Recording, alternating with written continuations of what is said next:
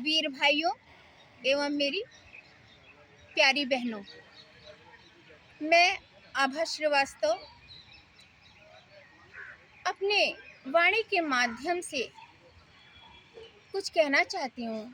अपने विचारों को प्रस्तुत करना चाहती हूँ। कहना चाहती हूँ, हम मनुष्य का जन्म हमें ईश्वर ने दिया है, जो कि ईश्वर की सबसे खूबसूरत रचना है। तो हमें इसे ऐसे ही नहीं गंवाना है। हमें कुछ ऐसा कर जाना है कि वो सदियों तक सराहनीय रहे।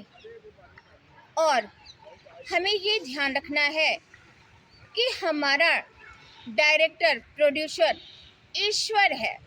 उसने हमें किसी घर में सिग्नेचर किया है, एक मूवी की तरह।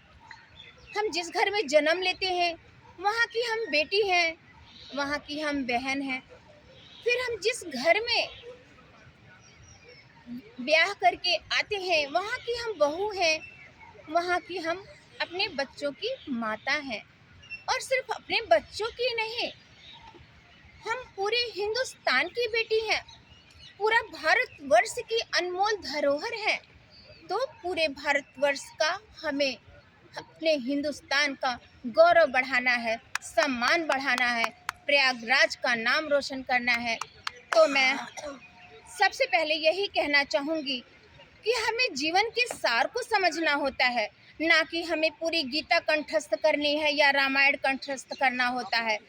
हम कोई प्रवचन नहीं देना चाहते, हम केवल सार को समझते हैं, क्योंकि सार में ही पूरा संसार समाहित है। और जैसे कि भगवान श्री कृष्ण ने कहा है, यदा यदा ही धर्मस्य ग्लानिर्भवति भारत अभ्युत्थानं धर्मस्य तदात्मानं सृजाम्यहं परित्राणाय साधूनां च विनाशाय दुष्कृतं संभवानि युगे युगे। अर्थात ये एक केवल श्लोक नहीं है। इस श्लोक में भगवान श्री कृष्ण ने विश्व की धर्म की स्थापना करने के लिए, सत्य के मार्ग पर चलने के लिए प्रेरित किया है, जिसे मैं अपने शब्दों में एक्सप्लेन करना चाहूँगी, इसकी व्याख्या करना चाहूँगी कि हमारी गीता हमें यह सिखाती है कि जब जब इस पृथ्वी पर धर्म और न्याय का अलोप होता है, अधर्म और अन्याय आगे बढ़ता है, तब तब हे अर्जुन अर्थात हे भारत, मैं इस पृथ्वी पर सज्जनों के अच्छे सत्संगों से व्यक्तित्व भरे लोगों की रक्षा करने के लिए मैं इस दुनिया में अवतार लेता रहा हूँ और हमेशा लेता रहूँगा। और इस श्लोक के माध्यम से केवल हमें इस श्लोक को सुनना नहीं है, हमें इस पर अमल भी करना है, तभी हम आगे बढ़ पाएंगे। हमें इसको अपनाना होगा। इस श्लोक को केवल लिखा या यूं ही नहीं पढ़ के भूल जाना है, बल्कि हमें इसे अपने जीवन में हर पल हर क्षण उतारना है और इसी मार्ग पर चलना है।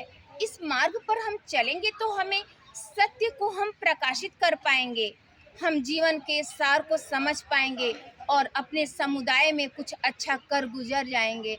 और इसी में हमारा जीवन का बहुत बड़ा सुख छुपा हुआ है, जो कि कहीं और नहीं है, इसी श्लोक में है, इसी में जीवन का सार है। और इसी श्लोक में, इसी श्लोक के अंदर पूरा संसार है। जिसने सार समझ लिया उसने पूरे ब्रह्मांड को समझ लिया, और जब ब्रह्मांड समझ लिया तो ईश्वर खुद आपके हृदय में अपना स्थान बना लेता है, निवास कर लेता है।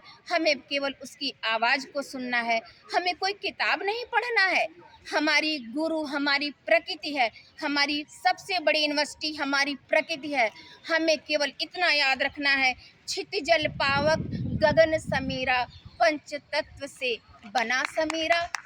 इसी के एक एक शब्दों को अपने हृदय के अंदर उतारना है। केवल इन अर्थों का, इन 5 तत्वों का अर्थ अगर इंसान समझ जाए तो उसे पूरा सब कुछ समझ आ जाएगा। वो जीवन के मार्ग पर कभी भी कोई बाधा नहीं पाएगा। हर कठिनाइयों का सामना करते हुए, हर मुश्किल को पार करते हुए आगे बढ़ता जाएगा। Thank you so much.